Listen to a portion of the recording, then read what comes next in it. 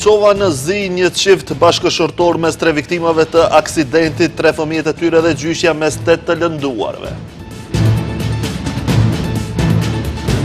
Sërish protesta në Koçan, prindërit e të vdekurve nga zjarri në diskotek kërkojnë drejtësi, thonë se fajtorët janë të lirë ndërsa fëmijët e tyre kalvën në varr. Kryetari i BDI-s Ali Ahmeti tha se vetëm Taravari ka kuptuar pozitën vazale të shqiptarëve në qeveri, thotë se nuk e zaventojnë askënd, janë për zgjedhje të parakohshme.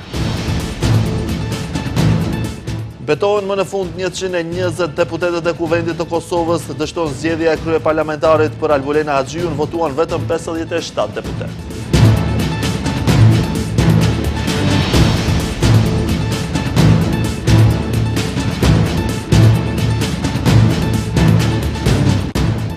Përshëndetje shikues të nderuar, jemi me lajmet në televizionin Shenja. Hadi dhe Besa Emini nga fshati Shitov janë 2 nga 3 viktimat që humbën jetën në aksidentin e tmerrshëm që ndodhi të premten në mbrëmjen e afërsitë të Kërçovës, ndërsa 3 fëmijët e tyre dhe gjyqja janë në mesin e 8 të lënduarve. Në aksident morën pjesë 3 automjete, ndërsa ministri i punëve të brendshme Pançe Toshkovski tha se shkaki i aksidentit ka qenë shpejtësia e madhe. Një aksident i tmerrshëm ka ndodhur mbrëmjen e së premtes në orën 20:55 në aksin rrugor që lidh Kërçovën me Gosivarin në fshatin Trapçindol, ku si pasojë një përplasje të fortë mes 3 veturave kanë humbur jetën 3 persona, ndërsa 8 të tjerë kanë mbetur të lënduar. Në mes të viktimave janë edhe Hadi dhe Besa Emini nga fshati Shitov, prindër të 3 fëmijëve të vegjël, ndërsa personi i tretë që humbi jetën në aksident është një 64 vjeçar nga Manastiri. Sipas informacioneve policore, disa nga të lënduarit janë dërguar në spitalin e Kërçovës dhe ata në gjendje kritike në spitalin e Shkupit.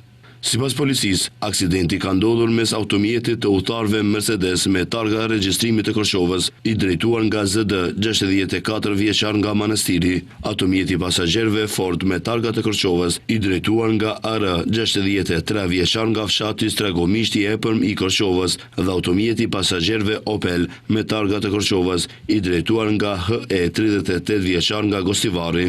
Policia shëroi se drejtuesit e automjeteve ZD dhe HE kanë dëruar jetë në vendngjarje, ndërsa udhëtarja nga automjeti Opel Besa Emini është transportuar për në spitalin e Kërçovës, e cila fatkeqësisht nuk ka mundur të mbijetojë lëndimeve dhe ka dëruar jetë. Ndërkaq nga Prokuroria Publike njoftojnë se është kryer kontrolli në vendin e aksidentit të komunikacionit. Prokuroria Publike e Shtetit sot në mëngjes ka njoftuar se nga vendi i aksidentit janë grumbulluar gjurmë që do t'i nënshtrojnë analizës mjekësore ligjore, ndërsa trupat e të njerëve janë dorëzuar për obduksion dhe është lëshuar urdhër për testim për praninë e mundshme të alkoolit apo substancave tjera të të lënduarit. Nga Prokuroria gjithashtu njoftojnë se me udhëzimet e prokurorit publik vazhdojnë të ndërmerren veprime të tjera. Ndërkohë, Ministri i Punëve të Brendshme Pançe Toshkovski ka deklaruar se sipas informacioneve fillestare, shkaki i aksidentit tragjik ka qenë shpejtësia e papërshtatshme në rrugë. Në aksidentin e trafikut të brëmshëm fatkeqësisht kanë humbur jetën 3 persona. Sipas informatave fillestare që kanë marrë, ka qenë rasti shpejtësisë së tepërt nga ana e njërit prej pjesëmarrësve, i cili fatkeqësisht ka ndëruar jetë. Edhe kryetari i komunës së Kërçovës Fatmir Dehari ka reaguar në rrjetet sociale pas aksidentit tragjik, i cili shpreh ngushëllime për viktimat dhe uron shërim të shpejtë për të lënduarit. Humbje që nuk përshkruhet me fjalë, 2 jetë ndritura u shuan para kohe, duke lënë pas dhimbje të thellë. Lusim Zotin t'i mëshiroj dhe t'i bëj banor të parajsës, ndërsa për 3 fëmijët dhe gjyshen që i mbijetuan kësaj tragjedie, lutemi për shërim, për jetë, për forcë. Urojmë që Zoti t'i mbështes me dritën e tij në çdo hap të së ardhmës, si dhe për forcën e durimin për familjarët në këto çaste të rënda. Ndryshe, numri i viktimave në trafik në 3 mujorin e parë të këtij viti është afërsisht i ngjashëm me vitin e kaluar. Shifrat janë katastrofike në krahasim me standardet europiane. Edhe një djalë i ri 19 vjeçar nga fshati Miravc ka humbur jetën mëngjesin e sotëm rreth orës 4, ku me veturën BMW që drejtonte ka dalur nga rruga në aksin rajonal ndërmjet fshatrave Miravc dhe Davidov njoftuan sot nga sektori për punë të brendshme në Strumic.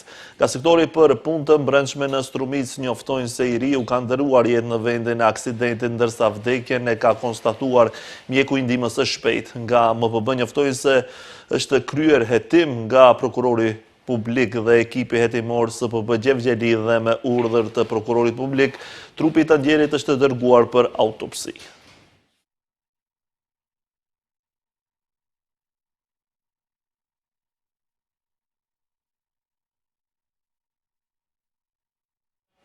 Në Koçan edhe sot është protestuar për drejtësi, prindërit e viktimave shprehen revoltën e tyre nga trajtimi i rastit nga institucionet, pasi sipas tyre gjithçka po kalon me neglizhencë sepse fajtorët e vërtet janë ende të lirë. Edhe sot në mesditë familjarët e viktimave të Koçanit kanë kërkuar drejtësi me anë të një marshi protestues për më të dashurit e tyre që humbën jetën në diskotekën Puls. Ky është marshimi i tretë protestues i familjeve të viktimave pas marshit të fundit të mbajtur më 12 prill. Marshuesit u nisën nga parku i qytetit në Koçan dhe vazhduan drejt komunës. Prindërit para mediave shprehen revoltën e tyre nga trajtimi i rastit nga institucionet, pasi sipas tyre gjithçka po kalon me neglizhencë sepse fajtorët e vërtet janë ende të lirë. Nuk ka asnjë trajtim të dur për rastin. Njerëz përgjegjes për tragjedinë, po ende lirshëm nëpër qytetet pa asnjë problem. Ata që u morën në pyetje, të gjithë i keni nëpër shtëpi dhe nuk ka asnjë mas ndaj tyre. Për korrupsionin e tyre mbetëm pa fëmijët tanë. Kemi heshtur mbase gjatë, por jo më, nuk do të heshtim. E pyesim edhe ministrin Toshkovski se ku i blen diplomat, ka neglizhencë në këtë rast. Tek spitali modular fajtor doli përqyesi i rrymës. Këtu, me siguri, fajtor do të dalin fëmijët tanë pse shkuan në diskotekë. Prokuroria publike dyshon për një numër të madh personash që kanë qenë në pozita në institucione të ndryshme që nga viti 2012 deri në ditën e zjarrit 16 mars 2025. Kjo ka rezultuar me 59 persona fizik të dyshuar dhe 3 kompani. Ish ministri i ekonomisë Kreshnik Bekteshi mbetet në paraburgim. Ish kryetari i komunës së Koçanit Lupço Papazov, i cili dha dorëheqje nga posti pas tragjedisë në Koçan, nga burgu kalon në arrest shtëpiak. Arresti me burg u është zaventuar me arrest shtëpiak edhe ish drejtorit të inspektoratit shtetëror të tregut Goran Trajkovski, një inspektor nga kjo institucion dhe një antar të sigurimit të klubit. Në zjarrin në diskotekën Puls në Koçan që ndodhi në orët e para të mëngjesit të 16 marsit, humbën jetën 62 persona, ndërsa rreth 200 të tjerë u lënduan. Bashkimi Demokratik për Integrim ka kërkuar që prokuroria ta hetojë drejt rastin në Koçan dhe të mos merret me shpëtimin e qeverisë. BDI thekson se shëndrimi një tragjedie në mjet për përfitim personal apo promovim institucional është një devijim i rrezikshëm që mund të sjellë pasoja të mëdha. Prokuroria duhet më njëherë të ndërpres lidhjen transaksionare me qeverinë, kështu deklarojnë nga partia opozitare shqiptare BDI. Sipas tyre, në vend që hetimi për Koçanin të zhvillohet me standarde të drejtësisë, prokuroria, thon ata, po e orienton atë drejt populizmit dhe shpëtimit të qeverisë. Ata shtojnë se ky rast po shndrohet në një shembull të veçantë të improvizimit ligjor, i udhëhequr siç thon, jo nga parimet e drejtësisë, por nga etja për duatrokitje. Kjo nuk buron nga shkenca e së drejtës, por nga një marrëveshje politike me pushtetin ekzekutiv. Shëndrimi i një tragjedie në mjet për përfitim personal apo promovim institucional është një devijim i rrezikshëm që mund të sjellë pasoja të mëdha. Prandaj e përsërisim edhe një herë apelin ton. Prokuroria duhet më njëherë ta ndërpres lidhjen transaksionare me qeverinë. E drejta nuk praktikohet sipas porosisë. Karrierat e politikanëve dhe prokurorëve nuk mund të ndërtohen mbi tragjeditë e të tjerëve. Sipas BDI-s, në konferencën e fundit për media, prokurori publik u mbështet në shembuj ndërkombëtar nga Rumania, Brazili dhe Shtetet e Bashkuara për të justifikuar, siç thon, vendimin e tij për të zbatuar një koncept të zgjatur të përgjegjësisë dhe për të ngritur akuza ndaj personave që nuk kanë pasur asnjë lidhje me tragjedinë gjatë 15 viteve të fundit. Nga opozitaria theksojnë se e drejta nuk praktikohet sipas porosisë, ndërsa potencojnë se karrierat e politikanëve dhe prokurorëve nuk mund të ndërtohen mbi tragjeditë e të tjerëve. Lideri i Bashkimit Demokratik për Integrim Ali Ahmeti ka deklaruar se me Arben Taravarin ka patur një bisedë të shkurtër telefonike dhe asgjë më tepër. Ai tha se vetëm Taravari ka kuptuar që pozitat e shqiptarëve në ekzekutiv janë si të një argati dhe uron që edhe të tjerë ta kuptojnë. Pas zhvillimeve të fundit në skenën politike shqiptare, Koalianca për Shqiptarët nuk është më pjesë e koalicionit Vlen, me çka u shfaqen edhe shumë zëra në opinion për orientimin e ASH-s më tutje. Ka folur sot lideri i Bashkimit Demokratik për Integrim Ali Ahmeti, i cili ka deklaruar se me Arben Taravarin ka patur një bisedë të shkurtër telefonike dhe asgjë më tepër.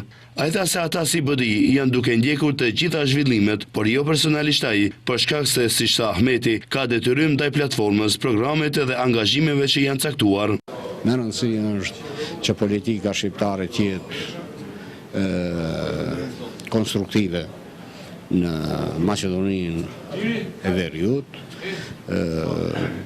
të jetë ndërtuar mirë, qëndrimet e Bashkimit Demokratik për Integrim jo njëherë i kam publikuar që me angazhimin e partive politike në Vlen në ekzekutivin e Republikës së Maqedonisë së Veriut e kanë devalvuar dhe poshtruar shqiptarët e Republikës së Maqedonisë.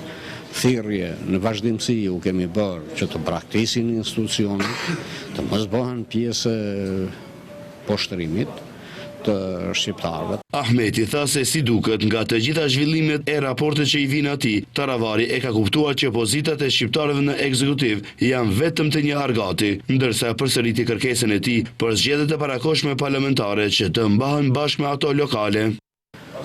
Uroj që edhe të tjerët ta kuptojnë. Jo njëherë e kemi konfirmu, ne nuk zaventësojmë asnjë subjekt shqiptar në qeveri të Republikës së Maqedonisë, ne jemi për të zgjedhje të parakohshme, të jashtëzakonshme, bashkë me ata lokale. I pyetër nëse ka mundësi që Zjadin Sela të largon nga fronti evropian, tha se këtë zëra dhe slogane i dëgjon që nga përfundimi i zgjedhjeve parlamentare të vitit të kaluar. Megjithatë, kreu integristëve tha se me Zjadin Selën është në kontakt të përditshëm dhe janë në rrjedha të situatës politike. VMRO DPMN ka akuzuar ish kryeministrin Zoran Zaev nga rradhët e LSDM-s se po ndërton banesa 54 në Dubai. Filipçe Zaev dhe LSDM të përgjigjen se si merret viza e artë në Dubai, ka kohë që Filipçe Zaev dhe LSDM heshtin dhe nuk u përgjigjen pyetjeve tona në lidhje me Dubai. A është heshtja konfirmim, ne e pyesim LSDM-n publikisht, apo ndërton Zaev në Dubai ndërtesa mbi 50 kate? Nga i merr ato para Zaev, pyet VMRO. Ata thonë se në kontekst të kësaj shtrohet pyetja, a është i lidhur edhe Filipçe me këtë aferë, prandaj është emëruar në krye të LSDM-s për të mbrojtur mentorin e tij Zaev. A kanë Filipçe dhe Zaev viza të arta për Dubai, si kanë marrë dhe nga i kanë marrë paratë? A do t'i mohojnë dyshimet Filipçe dhe Zaev?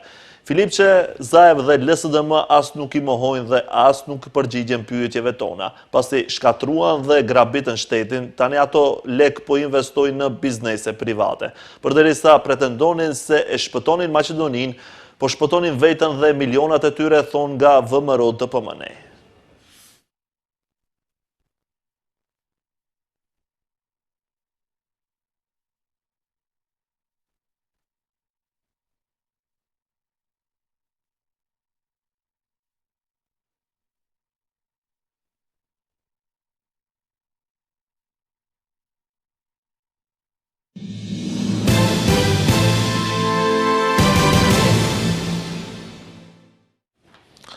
Pas 2 dështimeve, 120 deputetët e Kuvendit të Kosovës tashmë janë betuar. Në Kuvendin e Kosovës u mbajt për herë të tretë seanca konstituive për verifikimin e mandateve të legjislaturës së 9. Në këtë seancë, 120 deputetët e rinj dhanë betimin e tyre në Kuvend për të filluar mandatin e tyre 4 vjeçar. Pas këtij betimi solemn, pika tjetër e rendit të ditës ishte zgjedhja e kryetarit të Kuvendit, ku lëvizja vetëvendosje si parti e parë fituese propozoi Albulena Haxhiun për kryetare të kuvendit. Haxhiu dështoi të zgjidhet kryeparlamentare e Kosovës, pro saj votuan vetëm 57 deputet. Në përputhje me kushtetutën, presidentja Vjosa Osmani do t'i ngarkoj lëvizjes vetëvendosje formimin e qeverisë, e cila duhet të marrë 61 vota në kuvend për të kaluar.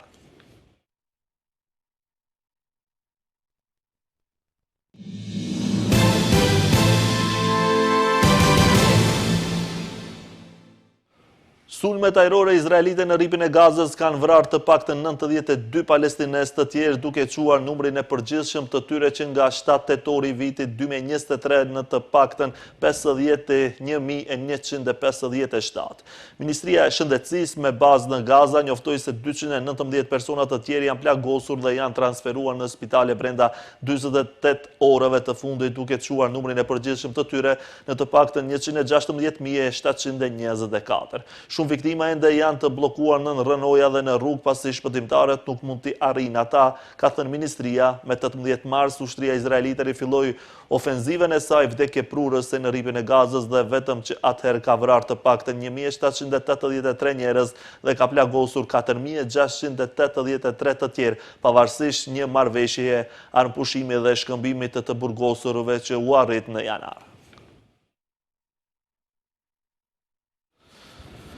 143 persona kanë vdekur dhe 10 të tjerë janë zhdukur pas një zjarri që shpërtheu në një vark në lumin Kongo, në pjesën veri perëndimore të Republikës Demokratike të Kongos. Autoritetet theksojnë se 131 trupa u gjetën të mërkurën, 12 të tjerë u gjetën të ejtën dhe të premten. Qindra persona rezultojnë të zhdukur pas zjarrit dhe përmbysjes së mjetit lundrues që transportonte rreth 500 persona. Zjarri filloi teksa një grua po gatuante në vark, tha komisioneri i lumit. Disa pasagjerë përfshirë gra dhe fëmijë vdiqën pasi u hodhën në ujë pa qenë në gjendje të notimit. Rreth 100 të mbijetuar u dërguan në një stret improvizuar në bashkinë lokale, ndërsa ata me djegje u dërguan në spitale lokale. Aksidentet me varka janë të zakonshme në Kongo, ku standardet e sigurisë shpesh janë të dobta dhe varkat zakonisht janë të mbi populluara. Në dhjetor të vitit të kaluar, 38 persona humbën jetën kur një varg u përmbys në verilindje të Kongos. Vetëm 2 muaj më parë, një varg tjetër u përmbys në liçenin Kivu në lindje të këtij shteti, duke vrarë 78 pasagjerë.